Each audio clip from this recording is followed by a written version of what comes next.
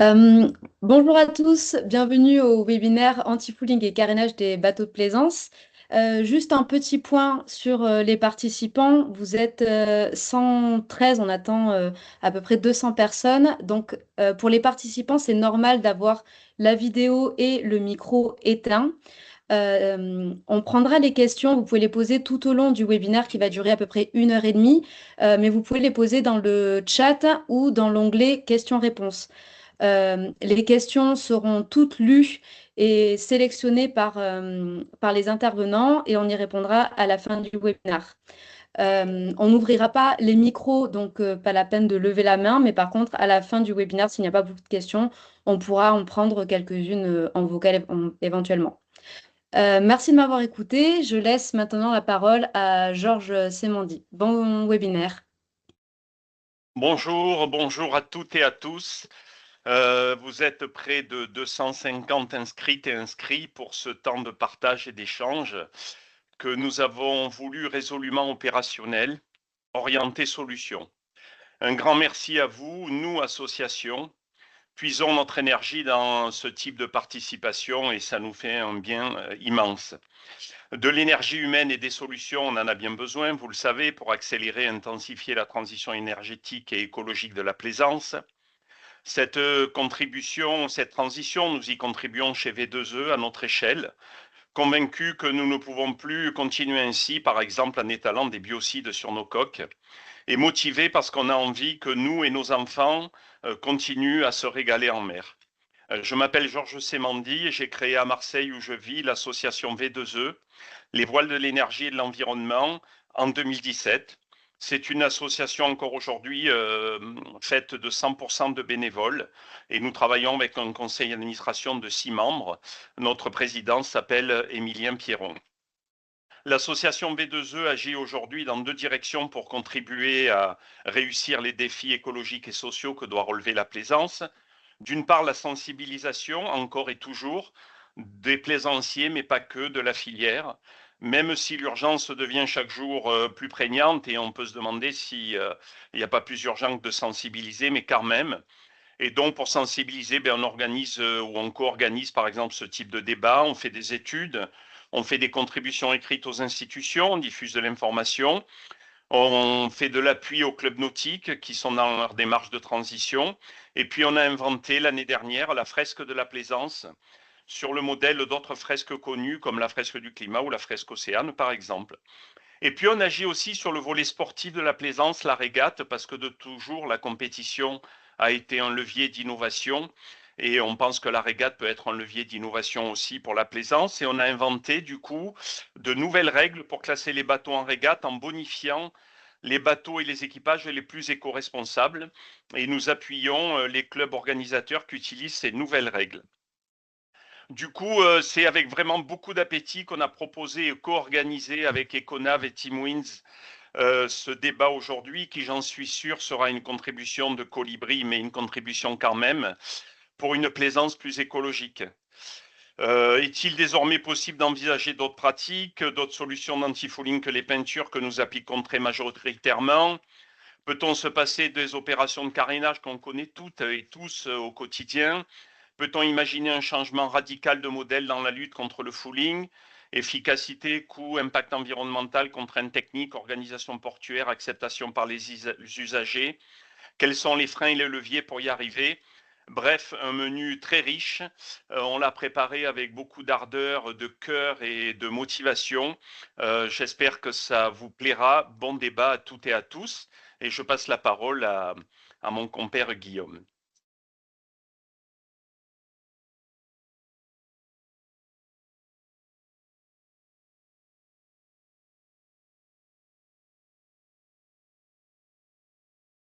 Guillaume qui doit activer son micro.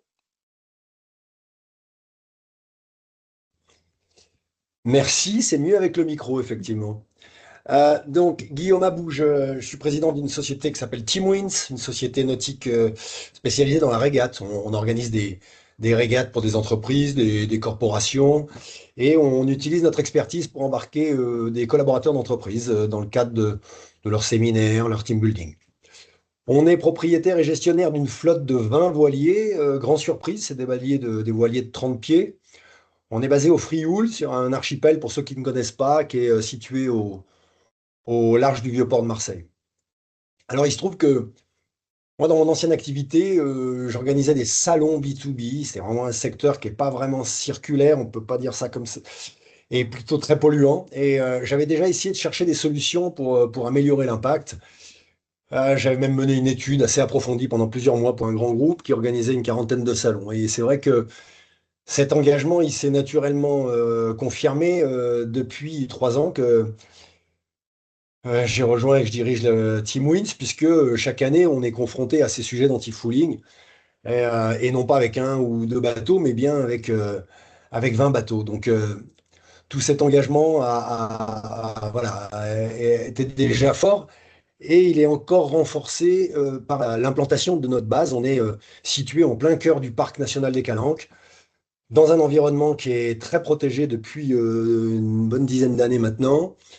Et donc voilà, donc je suis très engagé. Et puis pour finir, au-delà de la réglementation qui nous est imposée, c'est vraiment mon engagement citoyen et l'environnement dans lequel on évolue qui est tellement beau qui me pousse à chercher des solutions. Donc je me suis naturellement mis à creuser le sujet. J'ai essayé de rencontrer différents acteurs, des associations et puis des entreprises qui proposent des solutions concrètes. C'est dans ce cadre que j'ai rencontré notamment Gaël Minier, qu'on va entendre tout à l'heure, qui développe une station de carénage à flot Botouage, dont il va nous parler.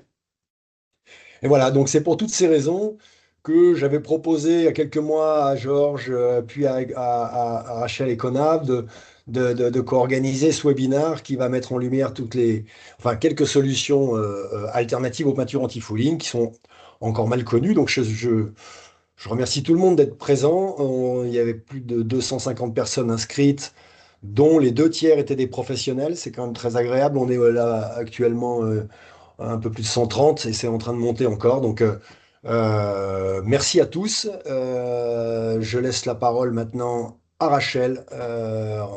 Rachel, à toi.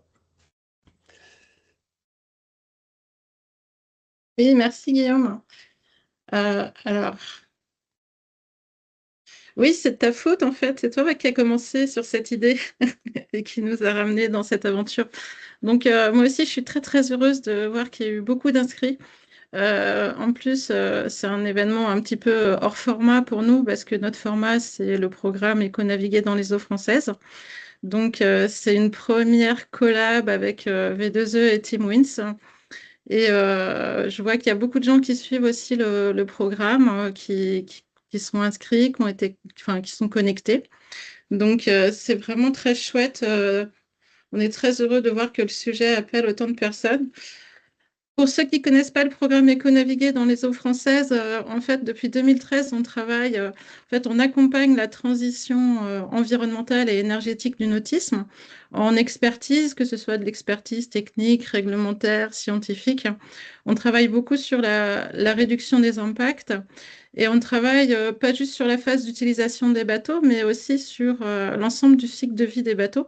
Donc, on va s'intéresser aux matériaux, aux constructions, mais aussi à la fin de vie et puis à l'usage des anti-fouling. Donc, c'est un programme qui est porté par l'association Econav, mais qui est soutenu depuis 2013 par l'Office français de la biodiversité. À l'époque, c'était l'Agence des aires marines protégées. Et nos deux grands collaborateurs, enfin, on va dire partenaires, sont l'Université de Bretagne Sud et l'Université de Montpellier.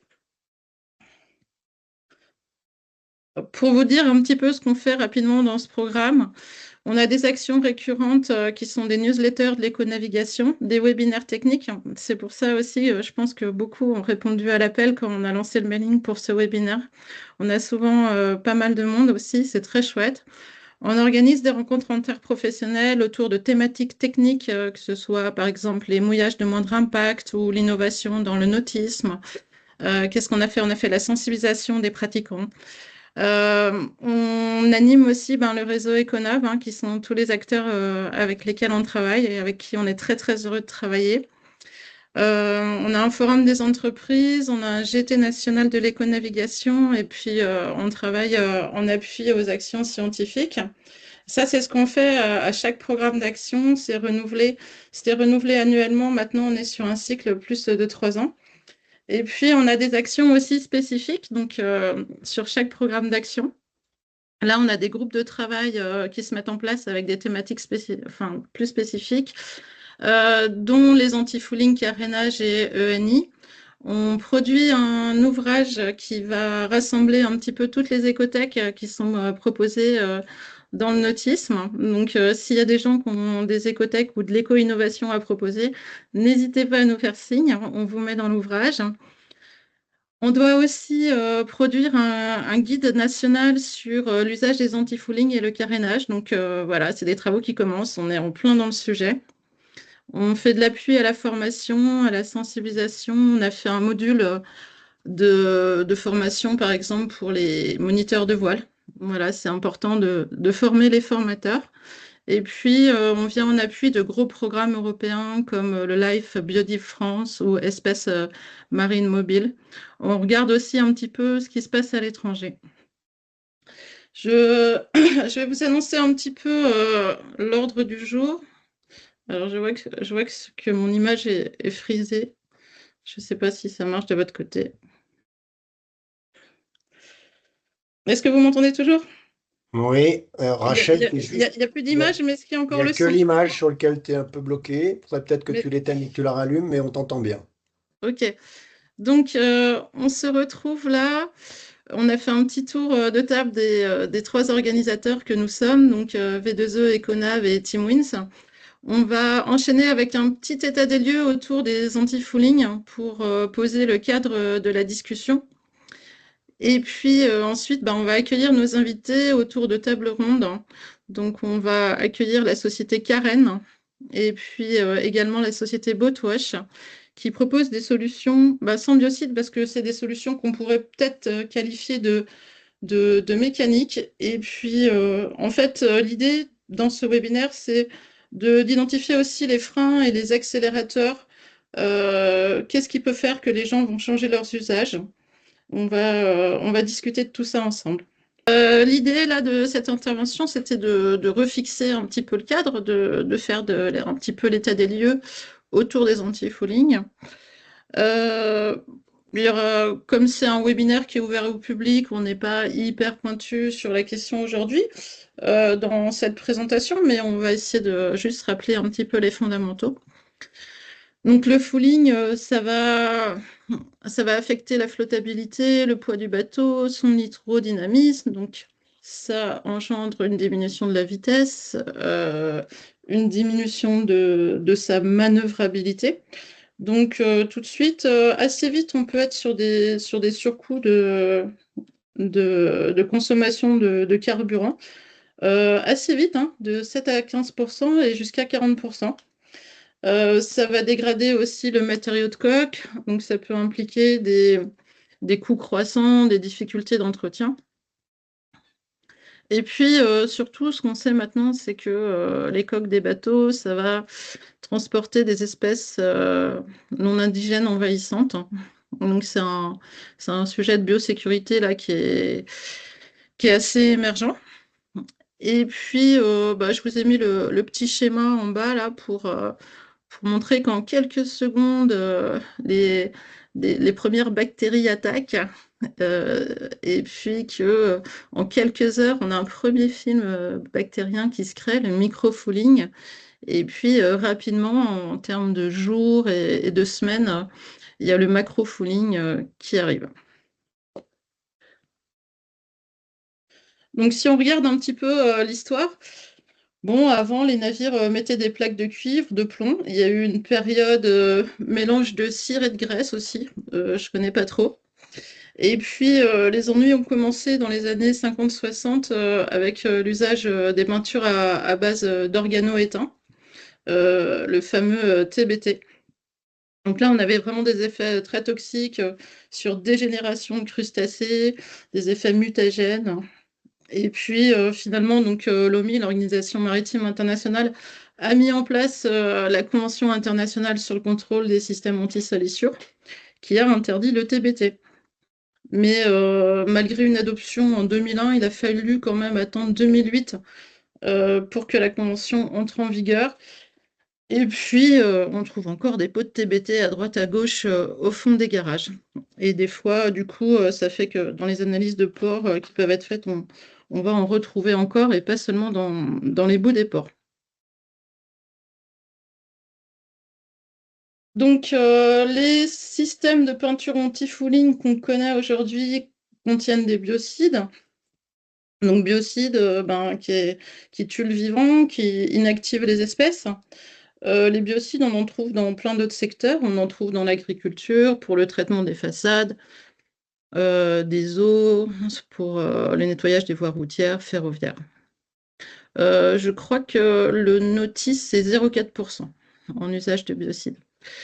Le problème des biocides, c'est que l'efficacité du biocide décroît dans le temps. Donc, en fait, c'est un petit peu ça qu'on va essayer de gérer sur les coques de bateaux. Et puis, donc, aujourd'hui, on a des efficacités jusqu'à presque 2 ans. Mais voilà, c'est ce petit challenge qui fait qu'on va déverser en continu des biocides à partir des bateaux. Juste pour vous rappeler ce qu'il y a dans les peintures autres que les composés biocides, qui représentent donc 20-30% de la masse de la peinture. On a aussi 70 à 80% de la masse de la peinture qui est représentée par la matrice, hein, donc la peinture à proprement dit. Et puis, il y a d'autres constituants qui vont venir aider le conditionnement, l'étalement, l'adhésion, la formation d'un filtre protecteur UV. On va trouver les solvants comme le xylène qui s'évapore au moment où la peinture est appliquée, qui peut représenter jusqu'à 35% de la masse du produit. On a des additifs et puis on a des charges et puis des pigments qui peuvent être ou métalliques ou minéraux, mais qui représentent encore, je ne vois plus mon chiffre, pardon, 30%. J'ai un petit problème d'affichage. À peu près, les pigments et les charges, ça peut être jusqu'à 30% de la peinture. Donc, juste pour reprendre les différents, on va dire, process disponibles aujourd'hui dans le marché, sur le marché, pardon. Donc, on a ce qu'on appelle les matrices dures. Donc là, la matrice, elle n'est pas soluble dans l'eau. Et puis, l'eau de mer va venir s'infiltrer, en fait, au fur et à mesure des pores laissés libres par les biocides qui seront sortis pour rentrer dans les strates plus profondes de la matrice qui reste en place. Donc ça, c'est plutôt conseillé pour des bateaux qui vont à plus de 25 nœuds, qui échouent parce que quand ça échoue, il faut mieux quelque chose de solide que de l'érodable, sinon on laisse vraiment de l'érodable sur le rocher. Et puis aussi des bateaux qui sont stockés, mouillés dans du courant. Ensuite, il y a les matrices érodables. Donc la matrice, elle est dite érodable ou hydrophile. Donc elle va s'éroder avec l'action mécanique de l'eau de mer. Donc là, ça convient à différents types de bateaux. L'entretien est plus facile. C'est pour ça que les particuliers on va aller plus sur des matrices érodables. Et puis, comme il y a un meilleur contrôle du relargage des biocides, ça permet aussi d'avoir des peintures un petit peu moins chargées. Le dernier principe, ça va être les peintures anti-fouling autopolissantes. Donc là, on est sur une forme d'érosion chimique qui permet de contrôler encore mieux le relargage des biocides. Donc, c'est des technologies où on peut encore réduire la charge de biocides. On m'a dit jusqu'à 5% par rapport à 100%. Par contre, ça reste des peintures assez onéreuses qui ne sont pas forcément accessibles aux plaisanciers moyens et qu'on retrouve plutôt sur des bateaux de course et puis des bateaux rapides. Donc la réglementation autour des peintures anti-fouling, c'est un règlement européen, le 528/2012. Donc parmi tous les biocides, Les peintures anti-fouling, c'est le TP21, donc type de produit 21. Aujourd'hui, il y a une dizaine de biocides qui sont autorisés sur le marché européen pour les peintures anti-fouling. Le principal composé actif qui est utilisé, c'est le cuivre. On a à peu près 70% des peintures qui en utilisent et certaines autres qui associent d'autres substances, dont des herbicides. Globalement, comment ça fonctionne? Les substances autorisées sont retestées tous les 10 ans, les SA. Et puis après, il y a une deuxième étape avec les formulations des fabricants de peinture doivent être autorisées. Donc, c'est ce qu'on appelle les autorisations de mise sur le marché. Bon, bah, l'impact sur l'environnement, oui, c'est une pollution chimique, toxique, euh, qui est liée au relargage de biocides. On trouve des taux de cuivre qui sont impactants autour des ports, qui sont impactants pour la vie marine, l'équilibre de l'écosystème. Ça va toucher un petit peu tous les niveaux de l'écosystème, spécialement les petits organismes fragiles, les œufs, les larves, les algues. Mais on en retrouve dans les crustacés, dans le bassin d'Arcachon, ça devient un problème par rapport à la conchyliculture. Ça rentre dans la chaîne alimentaire.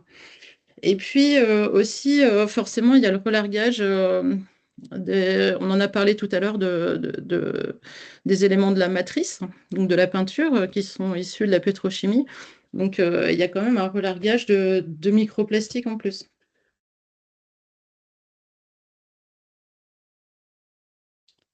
Alors, aujourd'hui, les pistes de recherche pour l'innovation sur les peintures, c'est d'avoir des peintures qui sont plus économes en biocides, des additifs qui sont moins toxiques, des biocides naturels, une meilleure gestion du relargage des biocides. On cherche aussi, il y a de la recherche aussi sur des peintures érodables biodégradables. Donc voilà, il y a différentes pistes. Une autre piste, c'est le fouling release. Donc là, c'est un revêtement qui ne va pas utiliser de biocide, mais on est sur une surface lisse qui va être inhospitalière pour les organismes, comme les peintures à base de silicone. Ou alors, on va travailler la structure du revêtement avec des nanostructures qui vont faire aussi que la surface va être inhospitalière. Souvent avec des solutions bio-inspirées type peau de requin. Donc, je vais vous donner quelques chiffres sur les usages des anti-fouling, donc, qui sont issus d'une enquête qui a été réalisée dans le cadre du programme Éconaviguer par l'Université Bretagne Sud. Et c'est Gwenaëlle Lemaguer qui avait encadré cette enquête très, très intéressante. Et ça va nous amener un petit peu notre propos, ça va nous amener à notre débat. Donc, 94% des répondants à l'étude utilisent une peinture anti-fouling. Donc, c'est la grande majorité quand même. 51% des propriétaires de semi-rigides. Ok, ça veut dire que 51% des semi-rigides restent à l'eau ou ont besoin d'un anti-fouling. 85% des propriétaires de coque open. Donc, ça fait que plus de 96% des propriétaires de bateaux à moteur et à voile utilisent des peintures anti-fouling. 97% pour les bateaux de plus de 8 mètres. Et seuls 5% des propriétaires stockent le bateau à terre ou le nettoient régulièrement. Et puis, il y a un tout petit pourcent tout seul, qui a recours à d'autres méthodes, mais ça ne fait pas lourd. Si on regarde un petit peu ce qui se passe sur les carénages. Alors, les carénages, c'est interdit, hein, le Code de l'environnement le dit, c'est interdit de rejeter des substances qui polluent les eaux intérieures, les eaux de mer. On retrouve les mêmes dispositions dans le Code des ports, dans le Code du domaine public. Alors, quelles sont les pratiques aujourd'hui? Donc, 76% des carénages sont faits par les propriétaires. Donc là, on parle bien de changement de peinture anti-fouling, pas juste du simple nettoyage. 24% sont réalisés par des professionnels. 73% réalisent un carénage tous les ans. 12% tous les 2 ans. Et 60% le font sur une aire de carénage propre. 24% dans un chantier. 3% sur une cale de mise à l'eau ou au contact de l'eau. Donc, il y a encore un petit reliquat là, de carénage sauvage. Et puis, il y a 13% qui le déclarent le faire dans leur jardin ou sur une aire de carénage privée. Alors là, on ne sait pas trop, mais juste pour dire que caréner dans le jardin, ça reste un carénage sauvage, au même titre que le carénage fait sur une cale de mise à l'eau. Alors le changement pour demain, pour aujourd'hui, est-ce qu'on a déjà des solutions existantes? C'est pas toujours facile pour les plaisanciers et les navigants. Il y a des coûts qui sont importants autour de tout ça. Donc l'idée n'est pas forcément de se compliquer la vie ou de rendre les choses inaccessibles. Mais en tout cas, dans ce petit pourcent dont on a parlé tout à l'heure, par ordre d'utilisation, selon l'enquête, donc la première solution, c'était le brossage manuel. La deuxième, c'est éviter les séjours trop longs dans l'eau. La troisième, le nettoyage régulier. En quatrième position, on a le film autocollant anti-adhérent. Ensuite, on a la housse ou le parfouling. Viennent ensuite les ultrasons. Et en septième et dernière position, pour les infos qu'on a, le brossage robotisé avec notamment les systèmes de stations à flot. Et pourtant, une très large majorité des répondants se dit un peu ou très sensible aux questions écologiques environnementales en général, 96%. 78% des répondants qui utilisent une peinture anti-fouling se disent sensibles ou très sensibles à l'impact de leur anti-fouling. 93% sont intéressés pour tester une alternative moins nocive sur l'environnement, à condition que l'efficacité soit au moins égale, que ça ne génère pas de transfert d'impact. Bon, le prix et l'entretien, ça reste aussi des points très importants. Mais en tout cas, parmi ces 93% de propriétaires de bateaux, de pratiquants qui sont intéressés par des alternatives moins nocives, 50%, moins de 50%, moins de la moitié connaissent les bénéfices de ces peintures ou solutions plus vertes. Et en tout cas, ils n'ont pas l'air de trop échanger sur ce sujet-là avec leurs revendeurs. Donc voilà, il y a des chiffres qui sont vraiment intéressants, qui montrent que tout le monde est intéressé, enfin, on va dire quasiment tout le monde est intéressé pour des solutions plus respectueuses de l'environnement.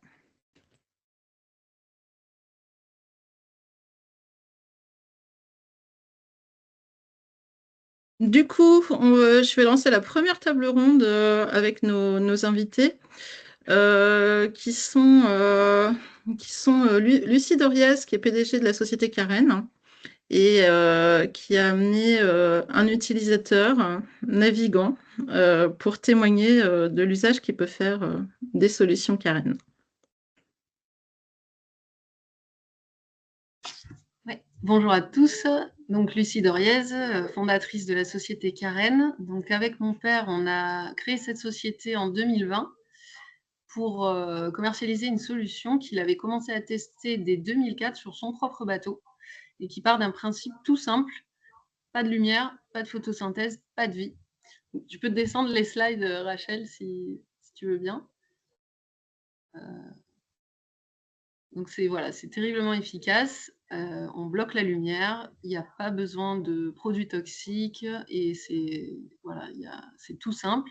Par contre, notre solution n'est pas toute simple puisqu'elle a été développée depuis tout ce temps et que surtout notre tissu, le tissu qu'on utilise pour faire nos housses, donc ce sont des housses qui viennent se placer sous la coque du bateau sans sortir de l'eau et qui sont réalisées dans un tissu fabriqué exclusivement pour nous à Lyon, que l'on développe depuis plus de 6 ans, que l'on teste et qui a une légèreté, une résistance et sur sa partie extérieure, une induction anti-adhérente qui permet de limiter la prise de fouling sur la partie extérieure de la housse, qui sont en cours de dépôt de brevet. Donc voilà, notre sens marin nous a permis également d'améliorer nos housses pour une utilisation plus facile. Et on a réalisé à ce jour plus de 300 housses. Donc nos utilisateurs les utilisent et sont ravis d'avoir leur coque propre toute l'année. Elles sont conçues en 3D, c'est du sur-mesure. Si tu veux bien descendre, Rachel, la slide du dessous, on vous montre à quoi ça ressemble. Des bateaux équipés. Voilà, donc on est capable d'équiper des catamarans, bateaux moteurs ou quillards. Là où c'est lesté sur l'arrière, ce qui permet de l'installer en environ 30 minutes. Notre tissu, on est allé au bout de la démarche écologique, donc on l'a fait tester en laboratoire indépendant pour être sûr qu'il est neutre pour l'environnement. Il est recyclable et il a une durée de vie estimée à 10 ans. Donc ça, c'est la housse Karen Protect. On a sorti une deuxième solution, la Zendoc, si tu veux bien passer à la slide suivante, Rachel. Donc là, c'est le même principe, la même efficacité, mais plus de manipulation. Le bateau moteur ou à ce jour les dériveurs intégraux peuvent en bénéficier. Et donc, ils viennent se garer dans la station d'accueil à flot. Dans les fourreaux, ce qui donne la forme à la station, c'est de la mousse à cellules fermées hydrophobe.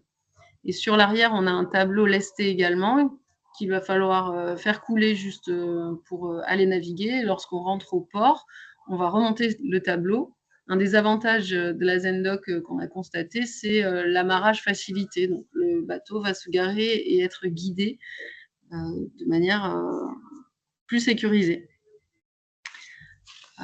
Voilà, donc nous, ce qu'on voulait en créant cette société, c'était vraiment protéger la biodiversité et on a une solution qui fonctionne. Donc, voilà, on la met à la portée de tous. Merci beaucoup. Merci beaucoup. Donc, il y a un utilisateur de la housse, hein, c'est bien ça, qui est avec Oui. nous. Bonjour Michel Desjoyaux, comment allez-vous? Bonjour, bien, bien. Alors effectivement, je suis utilisateur de cette housse quasiment depuis les débuts.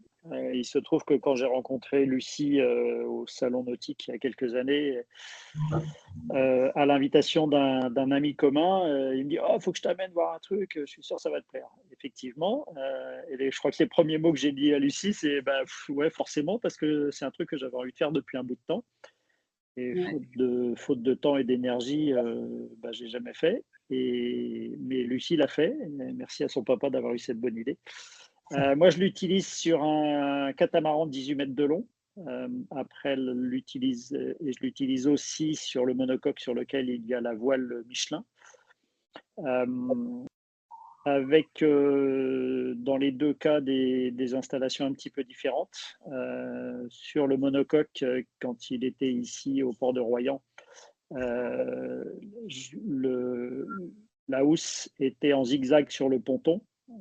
Je la déroulais sous le bateau et pour l'accrocher tout autour du bateau et à l'arrière.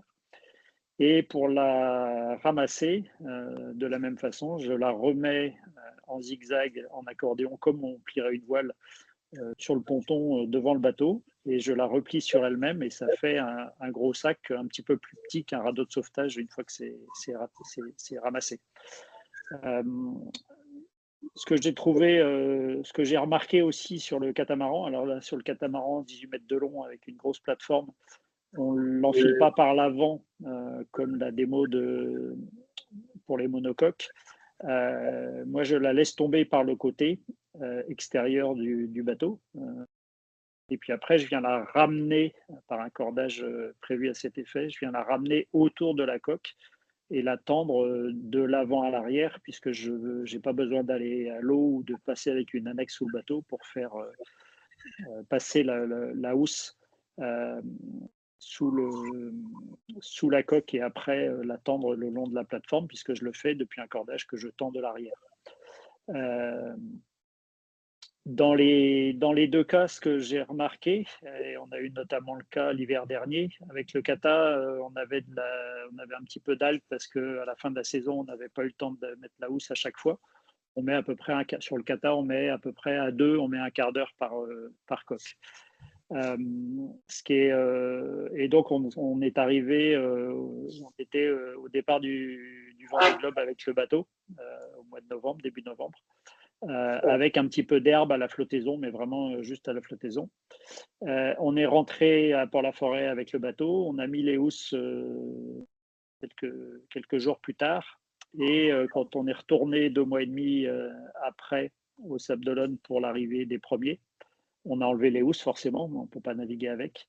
Et tout le fouling, y compris les petites herbes vertes qui faisaient déjà quelques centimètres, étaient parties et la coque était propre. Moi, ce que j'ai vraiment constaté, c'est que mieux on plaque la housse contre la coque, moins la lumière descend, comme l'a expliqué Lucie en début de sa présentation. Et c'est vraiment ça, je pense, le levier principal pour éviter le développement de ces herbes, puisque quelque part, c'est des herbes marines, des algues. Et je crois qu'il y a aussi un autre phénomène, c'est qu'au fur et à mesure que des intempéries, l'eau de mer qu'il y a forcément emprisonnée au début entre la housse et la coque est petit à petit remplacée par de l'eau douce qui s'accumule et qui du coup change l'écosystème, qui permettrait, alors il faudrait peut-être demander à Rachel son avis là-dessus, mais je suis convaincu que les algues marines ne se développent pas dans de l'eau douce et inversement. Et donc, on a un double effet de la protection de la lumière et du remplacement petit à petit de l'eau de mer par de l'eau douce. Comme l'a expliqué Lucie, le nouveau tissu en extérieur, forcément, lui, se retrouve agressé et donc potentiellement foulé aussi, puisque lui, il n'a pas d'herbicide en extérieur. Puisque justement le but du jeu c'est de faire une solution qui soit écologique. Et quand la housse est rangée et stockée, bien tout le peu d'herbe qui s'est développé ou de vie, même d'ailleurs il n'y a pas que de l'herbe, il y a aussi des fois il y a de la faune aussi. Tout ça se retrouve emprisonné de l'oxygène et de la lumière dans la housse qui est pliée, rangée sur elle-même. Et donc, quelques jours après, tout ça, c'est déjà endommagé. Et quand on remet la housse à l'eau, forcément, tout ça, ça repart à la mer sans même intervention manuelle. C'est sûr que quand vous sortez la housse après une longue période, vous la trouvez pas très propre, c'est pas très engageant, mais c'est assez facile à nettoyer à l'extérieur si vous voulez. Mais si vous êtes feignant, ce qui est mon cas, vous pliez la housse sur elle-même, vous la videz de son eau pour qu'elle pèse pas trop lourd. Et puis vous la laissez dans son sac qui est livré avec. D'ailleurs, merci Lucie pour ça. Et voilà. Et moi, je trouve que c'est vraiment une solution simple à mettre en œuvre. Alors oui, c'est une petite opération. On n'a pas besoin de le faire après chaque sortie quand on navigue plusieurs jours dans la semaine ou même une fois par semaine. Par contre, si vous restez avec votre bateau, si votre bateau reste à quai pendant plusieurs jours, oui, là, ça vaut le coup de le faire. Mais c'est pas une fois que vous avez l'habitude, vous avez pris le coup de main, vous avez les réglages sur vos petites ficelles tout autour, c'est assez facile à faire et assez rapide. Le bilan économique de tout ça, et moi j'ai vite fait le calcul, c'est grosso modo, je me suis dit qu'au bout de 3 ou 4 ans, ça m'évite, moi j'ai quand même besoin d'avoir des bateaux qui soient propres pour qu'ils naviguent correctement et que les clients à bord soient contents d'avoir un bateau propre. Au bout de 3-4 ans de sortie de l'eau et de carénage et d'utilisation de produits qui sont toxiques mais de moins en moins efficaces, l'opération elle était rentabilisée. Donc voilà ce que je peux vous dire. Et puis j'ai vu qu'il y avait pas mal de questions qui arrivaient, donc on sera là pour y répondre après. C'est ce que j'ai compris. Voilà. Merci beaucoup pour ce témoignage. On va peut-être discuter un petit peu sur donc sur l'utilisation. Je pense qu'on a fait un petit peu le tour sur la manutention autour de la housse. Lucie, c'est des questions qui reviennent souvent? Ah oui, complètement. C'est vrai qu'il est compliqué de s'imaginer ce que ça représente, installer une housse. Donc très souvent, quand on fait des démonstrations, les gens trouvent que c'est plus simple que ce qu'ils avaient imaginé. Beaucoup Ok. moins long aussi. Nous, on a mis en place des petits systèmes qui permettent de faciliter, mais c'est vrai que ça reste une manipulation à faire, qui s'intègre parfaitement dans la routine des utilisateurs. Mais le début, le fait de se dire je vais rajouter ça, ça reste compliqué. Ouais. Et c'est vrai que souvent, par contre, une fois que les personnes constatent les effets sur les bateaux d'à côté, ils sont ravis de pouvoir protéger eux aussi leur coque. Ouais. La balance bénéfice, finalement, tous les utilisateurs continuent d'utiliser et une fois que la routine a été prise, voilà, ils reviennent plus en arrière. Ouais. Ouais, c'est un geste à prendre en fait. Donc on est vraiment sur le changement d'usage, quoi. Tout à fait. Donc les questions qui reviennent le plus souvent, donc c'est qu'est-ce qu'on en fait quand on navigue? Ben, elle peut être roulée et puis je crois que vous avez des coffres aussi.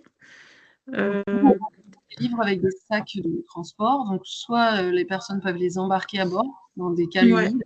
C'est toujours moins de 20 kilos, donc c'est assez léger, c'est facile d'embarquer. Mais si les personnes ne souhaitent pas les embarquer, il est possible de les mettre dans le coffre de sa voiture ou n'importe où. Et on propose en option des sacs de ponton pour pouvoir les laisser à poste à sa place de port. Ok. Des petites questions récurrentes aussi sur le nettoyage. Donc pour le nettoyage, ce qu'on a remarqué, c'est que la meilleure solution, c'est de laisser sécher la housse. Comme ça, les micro-organismes qui sont dessus vont se désagréger, tomber tout seuls. Il n'est pas nécessaire de les remettre à propre, à neuf, constamment, hein, Ouais.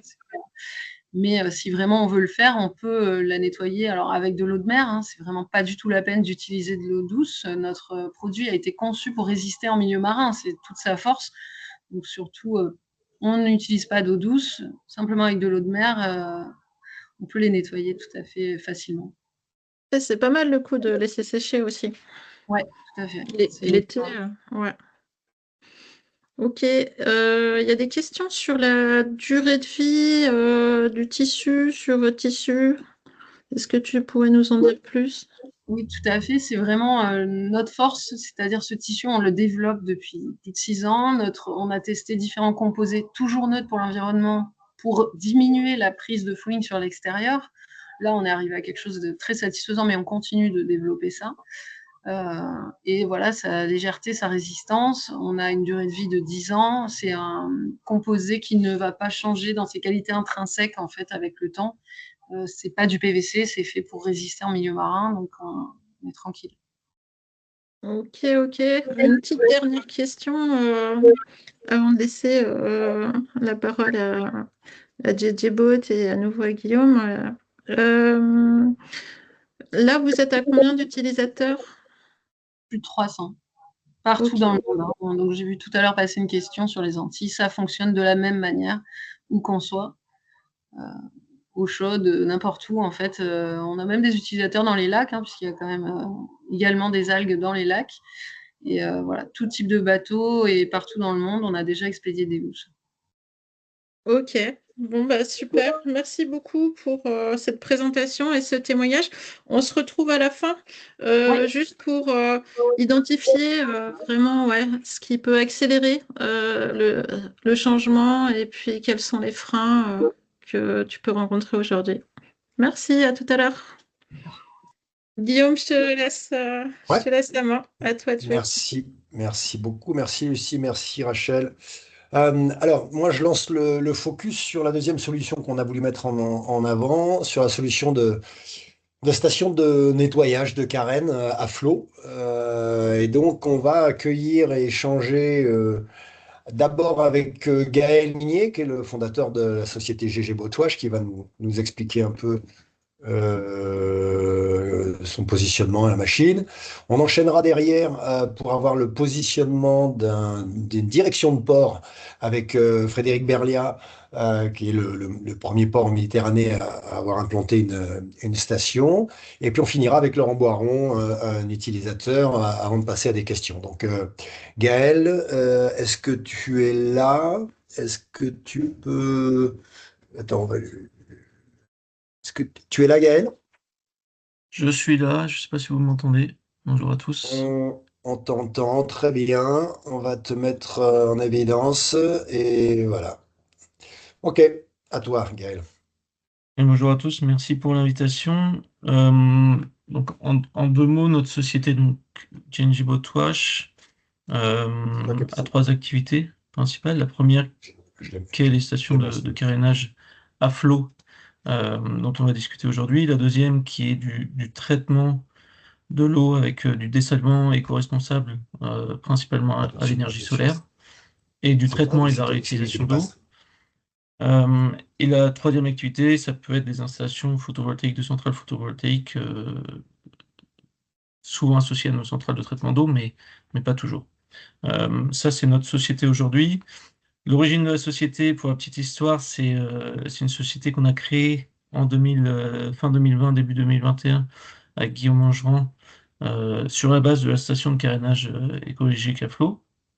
À l'époque, on était ingénieur chez Airbus. On travaillait sur une solution qui visait en tout cas à réduire les consommations d'eau potable ou d'eau tout court sur les différents aéroports du monde.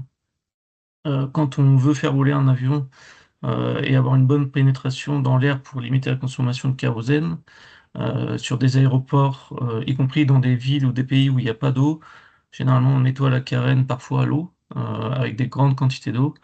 Et donc on avait lancé un projet à l'époque chez Airbus où on travaillait pour viser à réduire ces consommations d'eau. Et dans le benchmark, on a étudié différentes solutions, dont une solution, la solution de brossage à flot des carènes, qui est d'origine suédoise, hein. L'entreprise à l'origine de ça est suédoise.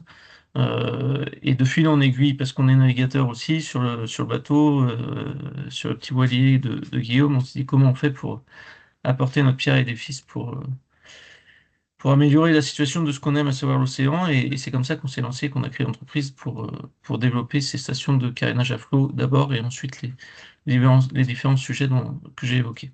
Le carénage à flot, c'est un fonctionnement qui est très très simple.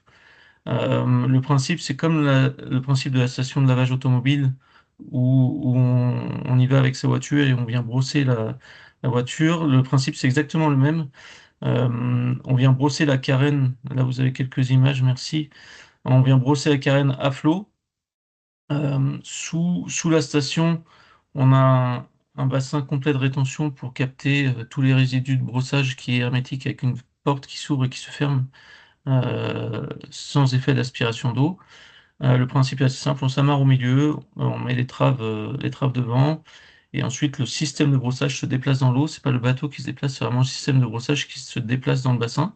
Ça permet de caréner des bateaux qui sont entre 4 mètres jusqu'à 16 mètres de long, 53 pieds, et 2,40 m de tirant d'eau, pour vous donner un ordre d'idée.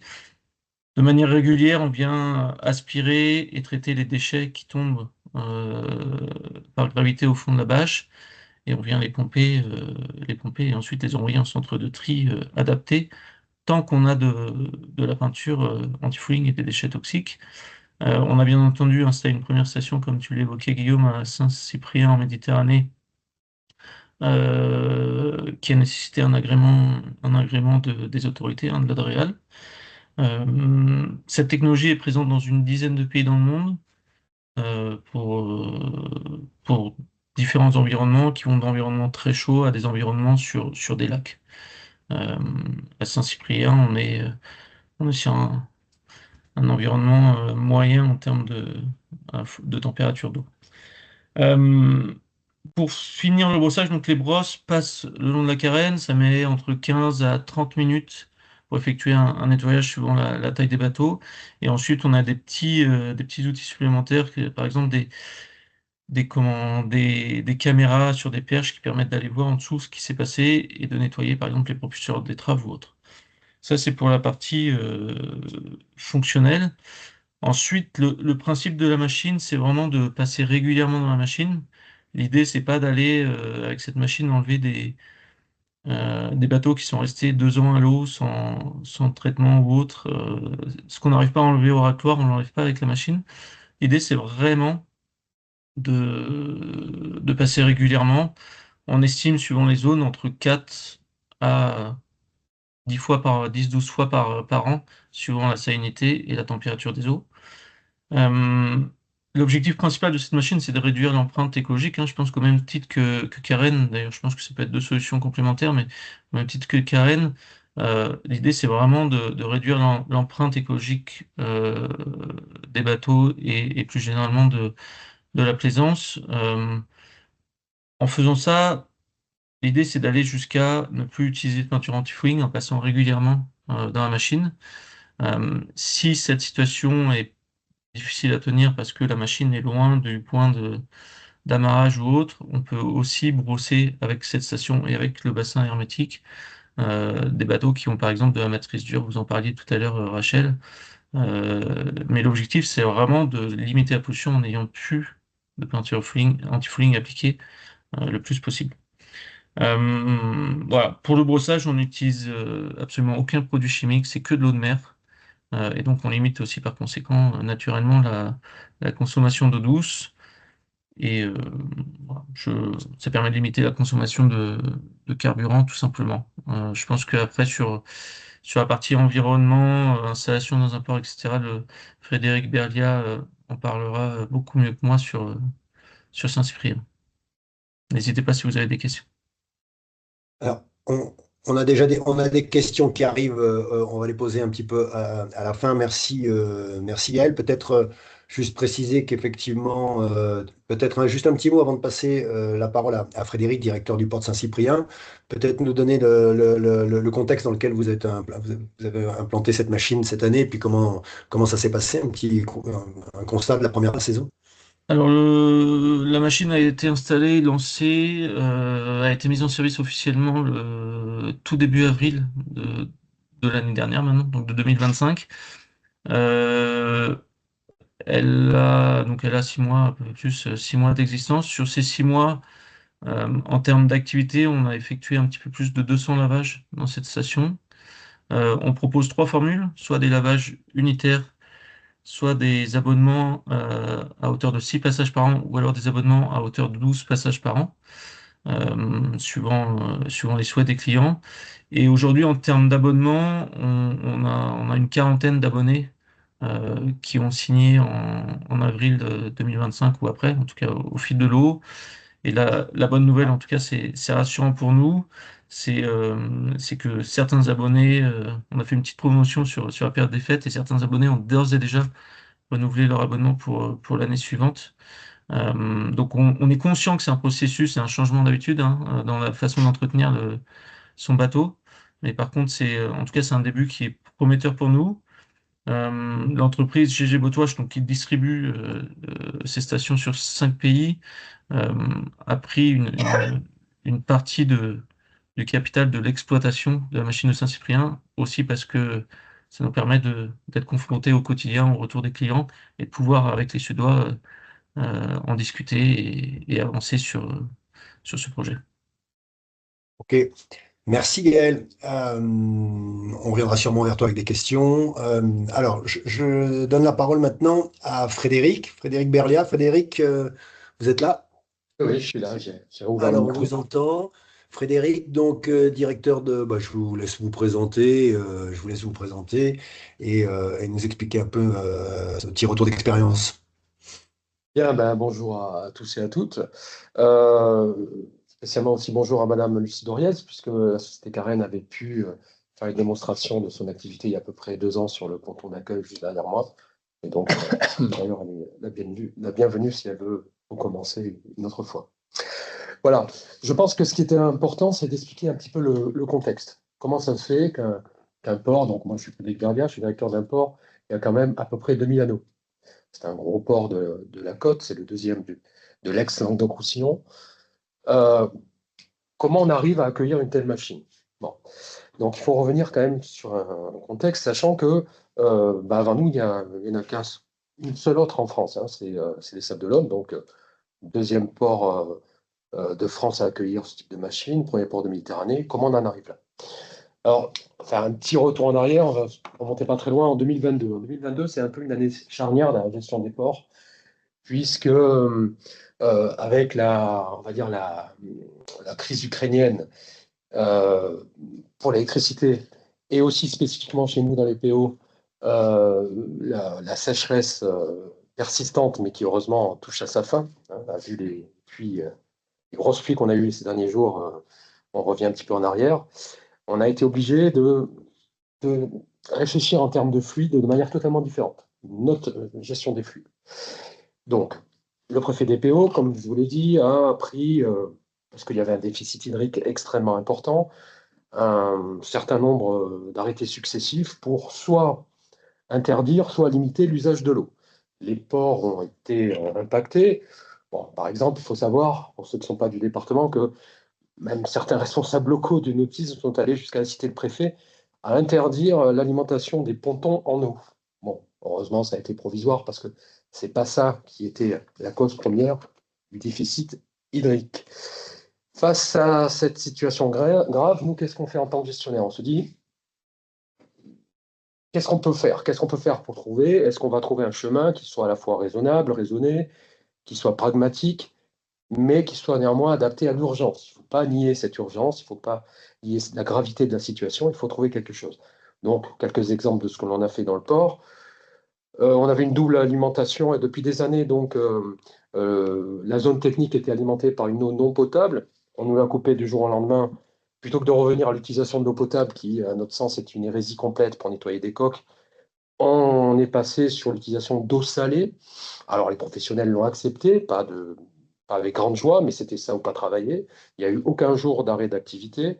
Après, Gaël en a parlé, avec son entreprise, on a installé une station de dessalement, spécialement pour la zone technique, même 2 stations, puisqu'on a pris un modèle un peu plus important par la suite.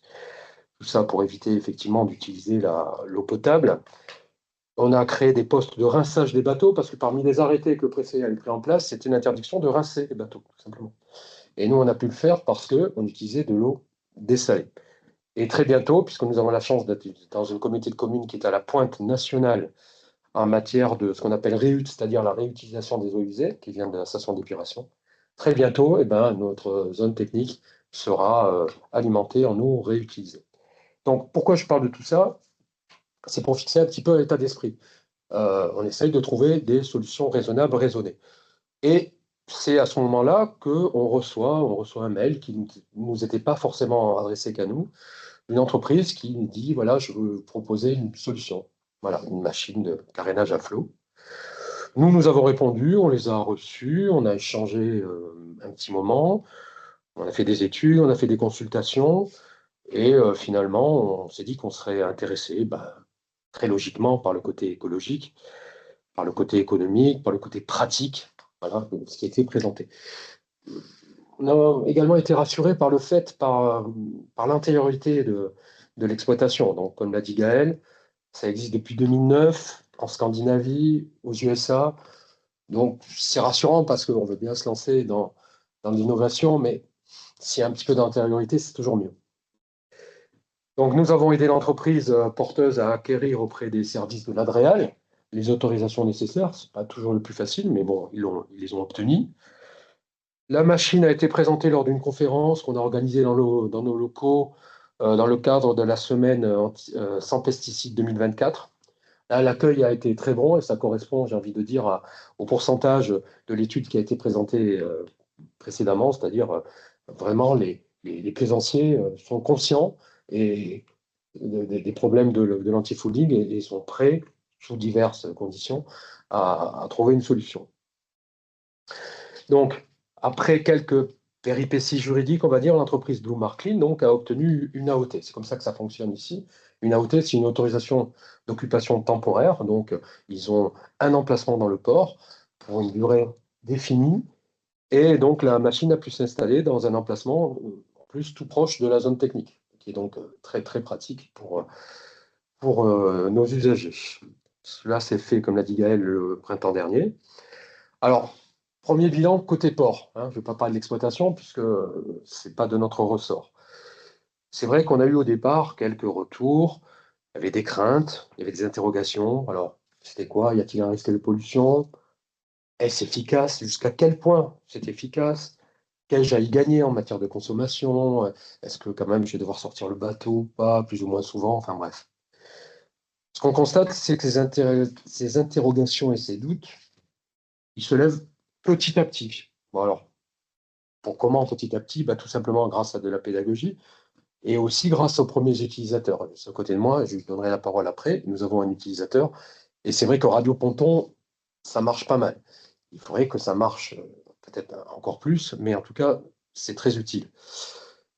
L'inauguration a permis à un large public de constater l'efficacité de la machine en matière d'entretien de coque. Et elle l'a bien dit tout à l'heure, on est bien dans de l'entretien. Si c'est vraiment trop incrusté, ça va être très difficile à faire partir. Mais par contre, un entretien a fortiori régulier, ça marche très bien. Et là, vous avez vu sur la photo que lors de l'inauguration, on a utilisé la vedette de la brigade nautique de gendarmerie qui se trouve juste à côté de nos locaux, qui s'est prêtée au jeu. On a fait la moitié de la coque avant-après. C'était assez révélateur. Ce que je peux dire en conclusion, c'est que on est quand même très heureux et très fiers d'être un port qui peut offrir à ses clients, mais aussi, bien sûr, aux plaisanciers des ports voisins. Enfin, un petit appel du pied aux plaisanciers d'Argelès et de Canet-en-Roussillon, par exemple. Donc, on est très heureux de pouvoir leur proposer cette solution de carénage à flot. C'est une solution innovante. Et on espère qu'elle trouvera son public et surtout. On voit avant et après. Pardon? Pardon. Voilà. Donc voilà ce que j'avais à dire de manière générale. Et je ne sais pas si je dois repasser par Guillaume ou passer directement. Oui. Alors, sans lui faire offense, c'est lui qui en a parlé. Frédéric, merci beaucoup pour cette intervention. J'accélère un peu parce on déborde un tout petit peu. Il y a beaucoup de questions d'ailleurs, notamment sur les tarifs que je poserai à Gaël. Mais ce serait intéressant, Laurent, je suis désolé, Laurent Boiron, utilisateur, d'avoir votre petit retour d'expérience. On est un petit peu pris par le temps, mais c'est quand même intéressant d'avoir votre retour. Alors, je vais faire bonjour à tous, meilleurs vœux à tous aussi, c'est d'actualité. Donc, je vais faire un retour simple. Déjà, je me suis retrouvé complètement dans l'étude par rapport à un usager, sensibilité, la question de ce que peut être l'environnement et quelles solutions trouver. Moi, j'avais vu à l'époque, parce que j'étais sensible à ça, des supports plastiques sur lesquels je pouvais mettre mon bateau. C'est un bateau à moteur, je fais de la pêche en mer, bien souvent no kill, au thon rouge. Et puis, j'avais vu aussi la solution Karen. Et je voulais m'engager là-dedans. C'était vraiment une volonté de ma part. Et puis, avec Frédéric, avec la direction du sport, et puis aussi l'association l'ASCUP, l'association des usagers du port, il y a eu cette réunion où j'ai découvert la solution que Saint-Cyprien mettait en œuvre. Et j'avoue que j'ai été très intéressé. Pourquoi? Parce que c'était pratique. Moi, ça correspondait aussi à mon fonctionnement. Voilà, une simplicité, une prise en main, un rendez-vous hyper rapide, et puis une solution pour avoir toujours une carène propre. Donc, j'ai trouvé la solution intéressante. La mise en œuvre et l'utilisation de la station est très simple, très rapide. Un technicien qui est au top. On arrive avec son embarcation, on apponte, on la fixe, et puis il y a le lavage qui se fait. On a une possibilité de donner aussi un coup sur comment dirais-je, sur le bateau avec une eau brute. Donc, ça permet d'avoir un bateau clean. En plus, il y a une solution vraiment pour nettoyer la partie arrière, plat-bord arrière du bateau à moteur, et puis la partie motorisation aussi, ce qui permet de sortir avec un bateau propre. J'ai fait la sortie, donc la carène l'année dernière au mois de mai. Après quelques mois d'utilisation, j'ai vu tout de suite la différence. j'avais une carène beaucoup plus propre, quelques incrustations, mais quelques mois d'utilisation. Donc, je pense que c'est très en lien. Je verrai au mois de mai la sortie du bateau avec 1 an d'entretien. Ça me permettra d'avoir une vision. Par contre, ma décision est prise. Je souhaite plus du tout d'anti-fouling.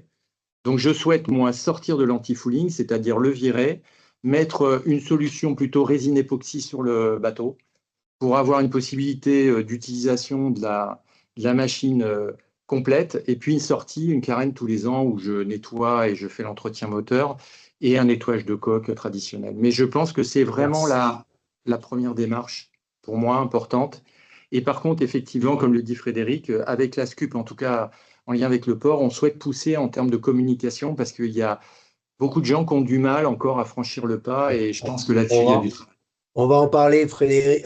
Laurent, merci beaucoup. Il y a pas mal de questions, puis on déborde un peu. Je crois, Gaël, je reviens vers toi, Gaël, avec des questions. On a beaucoup de questions au niveau des tarifs, bien entendu. Comment vous êtes positionné sur cette première année? À quoi il faut s'attendre quand on est plaisancier aujourd'hui et peut-être demain?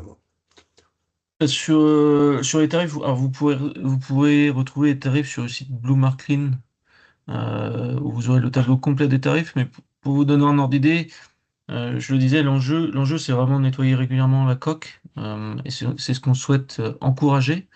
Et pour vous donner un ordre d'idée, sur un abonnement à l'année, on est pour le passage pour un bateau de 6 mètres. Alors ça varie en fonction des longueurs, mais pour un bateau de 6 mètres, on est de l'ordre de 25 € par passage. Ah, putain, oui. Et sur un bateau de 16 mètres, on est de l'ordre de 115 € par passage dans le cadre d'un abonnement annuel. Ce qui fait que les abonnements annuels sont entre 300 € et 1350 €, ce qui permet avec ce tarif-là, en fonction des tailles de bateau, hein, de passer 12 fois dans la station. Voilà, on accueille les gens avec plaisir parce que c'est vraiment tout l'enjeu de le faire. L'année prochaine, on adaptera probablement un petit peu les tarifs en les baissant un petit peu pour encore encourager le plus possible le développement de cette station. Voilà, tout simplement, on veut vraiment promouvoir cette solution pour pousser le sujet. Ok, merci Gaël. Je crois on a,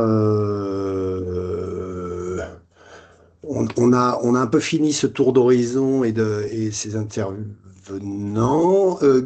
Rachel, je crois qu'on s'était dit, Rachel et Georges, Oui. on peut passer à quelques questions qui ont été repérées. Il y en a pas mal.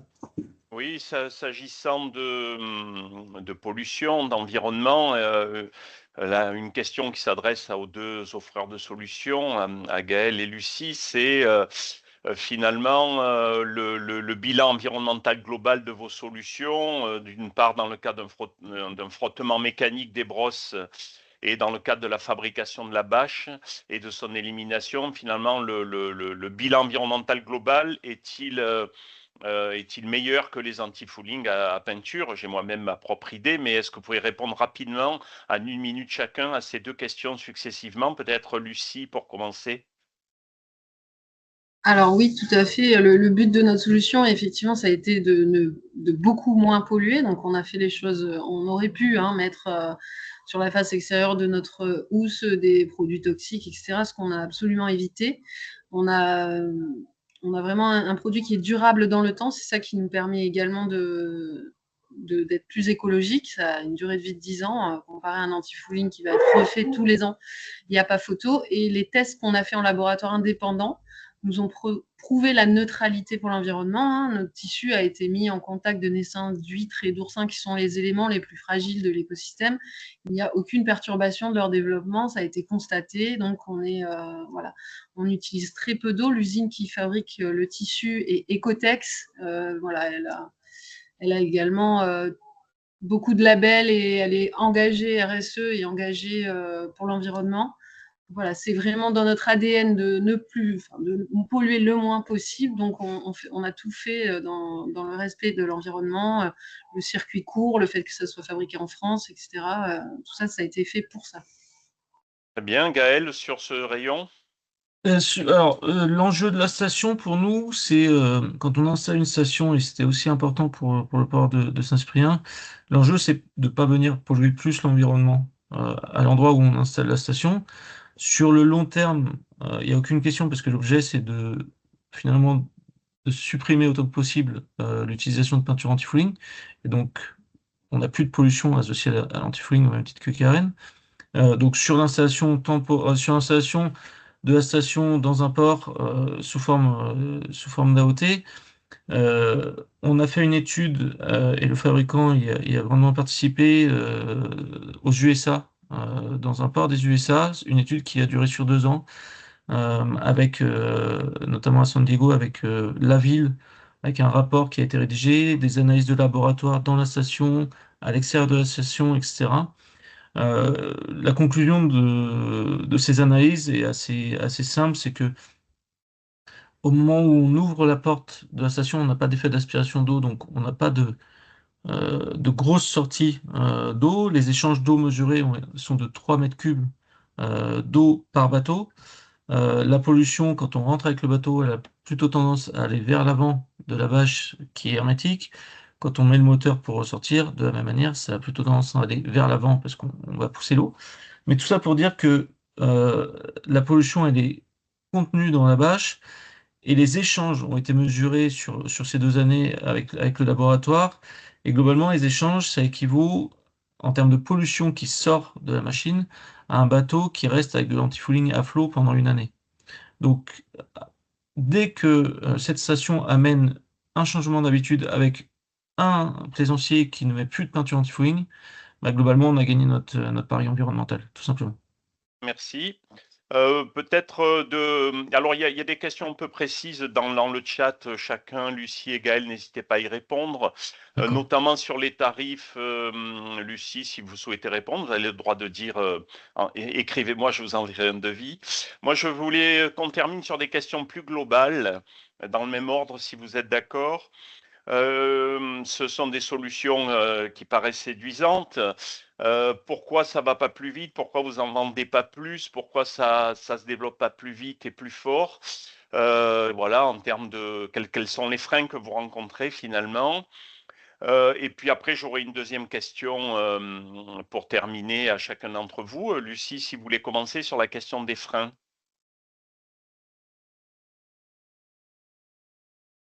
Oui, pardon, excusez-moi, Je posais la question des freins au développement de votre solution. Pourquoi ça va pas plus vite et plus fort et qu'est-ce qui freine le développement?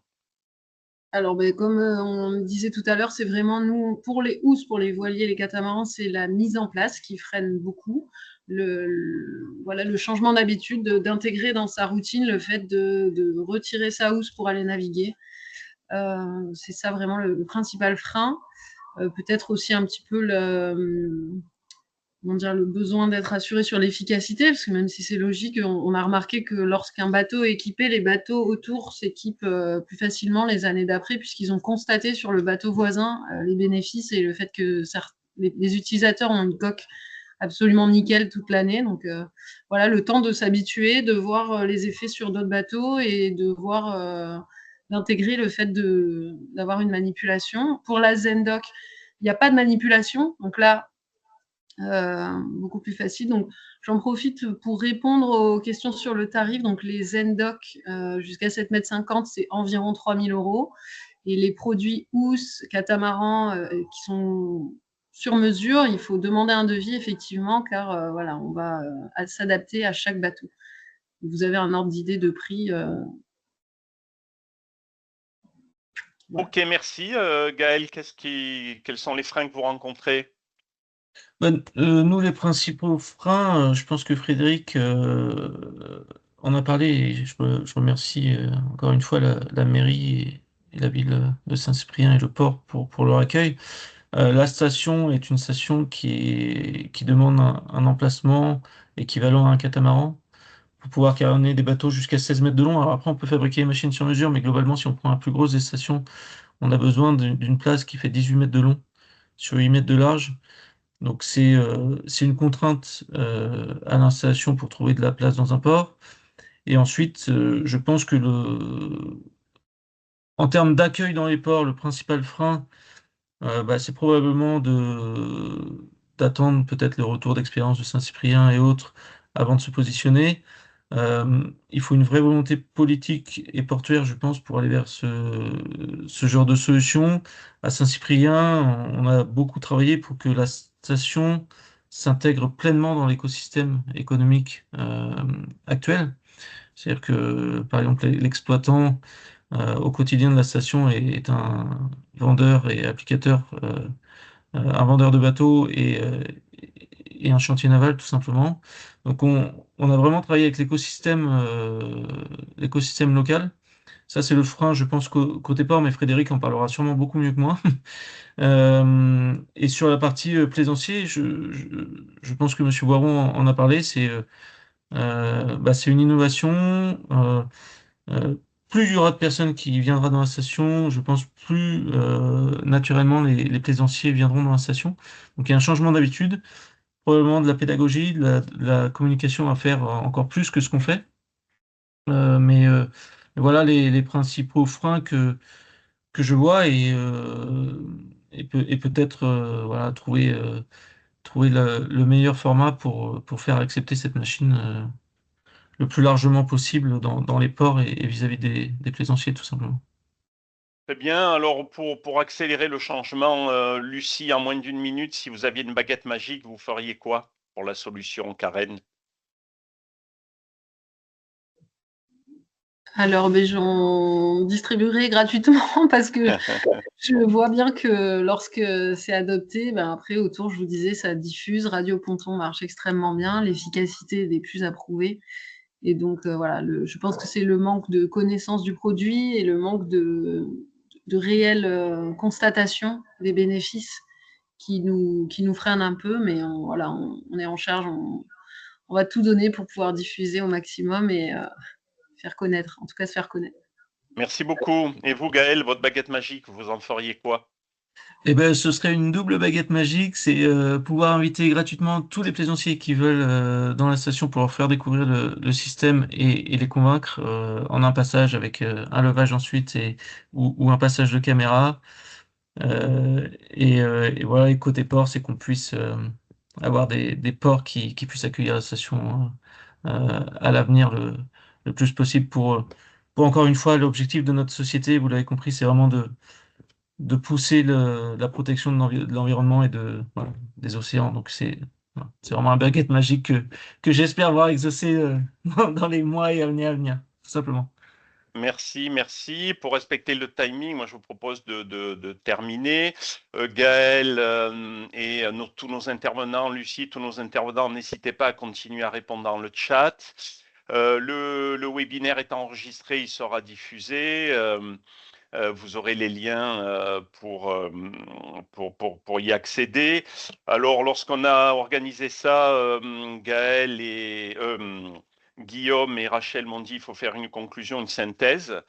Donc, j'ai des notes partout. Je ne sais pas si je vais y arriver, mais moi, ce que je prends en note, c'est qu'après la présentation de Rachel, si on doutait encore de la nocivité de ces peintures qu'on applique sur nos coques, je crois qu'il n'y a plus trop de doutes, mais il y a plusieurs bonnes nouvelles. La première bonne nouvelle, c'est que ces peintures elles-mêmes, ces revêtements eux-mêmes évoluent. La deuxième bonne nouvelle, c'est que vous étiez plus de 150 connectés, 250 inscrits, tous et toutes en lien avec le sujet, et du coup, vous vous intéressez au sujet. Si chacun en parle à 10 personnes autour de lui, ça va le faire. Et puis, l'autre solution, c'est que nos intervenants nous ont proposé des solutions mécaniques qui paraissent prometteuses. Alors, ils n'ont pas la baguette magique encore entre les mains, mais ça pourra le faire.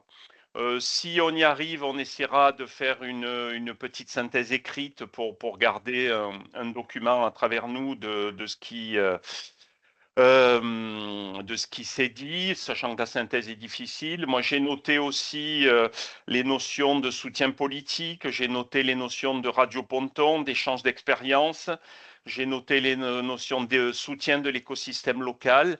Et nous, associations au pluriel, et entreprises innovantes comme TeamWins, on œuvre à essayer de déclencher ces soutiens politiques, à organiser ces retours d'expérience et ces mobilisations de l'écosystème local. En tout cas, moi, je remercie infiniment tous les intervenants et intervenantes et témoins. Je remercie tous ceux qui nous ont présenté de l'intérêt en s'inscrivant. Si ça vous a plu, parlez-en autour de vous. Si ça vous a pas plu, dites-le nous, mais qu'à nous. Et puis, je vous souhaite une bonne soirée, de continuer à vous régaler sur vos bateaux et en mer, parce que cette mer, c'est celle qu'on va laisser à nos enfants et ça vaut le coup d'en prendre soin. Merci beaucoup. Merci Merci à beaucoup. Merci Georges, à vous d'avoir organisé tout ça. Rachel, tu veux passer à ta conclusion, toi aussi? J'avais vu pas mal de questions sur l'évaluation des différentes solutions, peinture et autres. Et donc, un petit mot pour dire que il y a un grand programme national qui se lance, qui est porté par l'Office français de la biodiversité, avec les parcs marins, avec 3 universités, Bordeaux, Montpellier, Bretagne Sud, pour tester justement l'efficacité et l'impact un petit peu de ce qu'on peut trouver sur le marché, de ce qui s'utilise et aussi des innovations. Il y a un projet Camiba qui se lance aussi dans le parc du bassin d'Arcachon pour tester ces solutions alternatives. Donc voilà, on lance une grosse machine, pas mal de projets pour pouvoir avancer sur les conseils et la vision qu'on peut avoir de toutes les solutions. Voilà, merci beaucoup. Merci beaucoup. Merci à tout le monde. Alors moi, un dernier petit mot également. Moi, je suis ravi parce que j'ai toujours été assez convaincu que la véritable transition ne passerait pas que par de la technologie, mais bien par l'évolution de nos comportements. Et on voit bien ici, que ce soit Karen ou Boatwash, qu'il y a des solutions qui existent. Il suffit qu'on y aille, qu'on avance. Donc, c'est plein d'espoir. Merci à tout le monde. Merci infiniment également à Rachel, Georges et à tout le monde. Merci beaucoup.